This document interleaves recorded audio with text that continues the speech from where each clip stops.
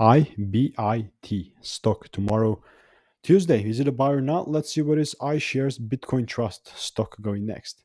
It is up today like crazy. It's like 11% up.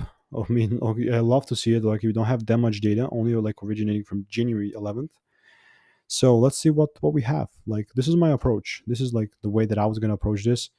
If the price came inside my zone and gave me the rules, which is just a double break, I was still taking it higher. And you can see that definitely is moving exactly with my directional bias and everything. So EBIT, I think is gonna, yes, IBI, IBIT. This is when I made the video. It was made 13 days ago. So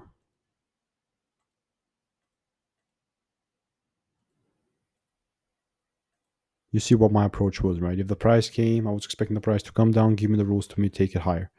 He came down, never gave me the rules, and just continues to go higher without me, which is fine, right? And we're not going to take a particular trade right here because it's already about to take out the highs. There's going to be not enough.